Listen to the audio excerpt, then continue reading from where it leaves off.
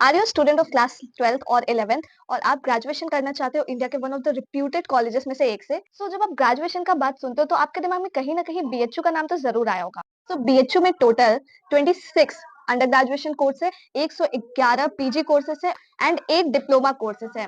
भी under graduate course है ना, उन सभी के लिए एक कॉमन एग्जाम होता है, CUET, common university entrance test. BHU ये सब एग्जाम नहीं कंडक्ट कराता है। पहले के समय में होता था कि हाँ, बीएचयू अपना एग्जाम कंडक्ट कराता था हर पर्टिकुलर कोर्स के लिए, बट अब ऐसा नहीं है। अब सिर्फ एक एग्जाम होता है, सीयूईटी, जिसमें आप अपना कोर्स सेलेक्ट करते हो, अपना कॉम्बिनेशन सेलेक्ट करते हो और फिर उस एग्जाम को देते हो। अंडर ग्रेजुएशन में अगर आपको एमबीबीएस करना है या फिर बीटेक करना है, कंप्यूटर साइंस, सिविल, इन सब चीजों से, तो फिर आपको आईआईटी बीएचयू में जाना होगा और उसके लिए आपको जेईई मेंस और एडवांस में अच्छी रैंक स्कोर करना होगा।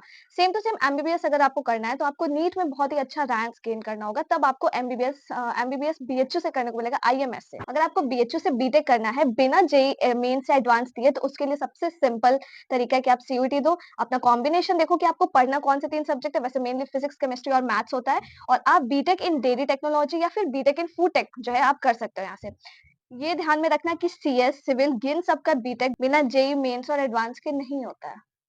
Now a very important thing which I wanted to tell to everyone who is now going to do the graduation, उनके लिए बहुत बेनिफिशियल है ये चीज, क्योंकि न्यू एजुकेशन पॉलिसी के तहत 3 इयर्स कोर्सेज थे, अभी तो ये 4 इयर्स के हो गए। लेकिन इसका बेनिफिट ये है ना कि अगर आप मान लो कि बीएससी कर रहे हो और 4 साल किए हो और आप अंडर 10% स्टूडेंट्स में से आते हो जिसने मतलब बहुत अच्छे से अपना ग्रेजुएशन किया है, तो उसको फिर एमएससी करने की जरूरत नहीं पड़ेगी, वो डायरेक्टली पीएचडी में जाकर रिसर्च कर सकते हैं। So this is very very very good opportunity उन लोगों के लिए जिन्हें रिसर्च में जाना है, they want to become a scientist, researcher. Questions तो आपके क्लियर हो गए होंगे कि आपको कौन सा एग्जाम देना है, तो आपको अंडर ग्रेजुएशन के लिए सीयूटी देना है। सेम से तो सेम यही चीज पोस्ट ग्रेजुएशन के लिए।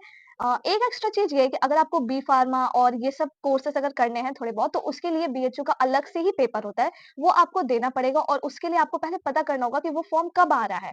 और अगर आपको ये जानना है कि वो सब फॉर्म कब आ रहा है, आपको कब फिल करना है, तो मुझे बस एक बार कमेंट में बता देना, मैं आपको खुद पता करके बता दूंगी।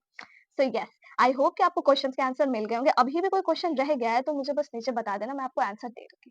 Thank you, bye bye.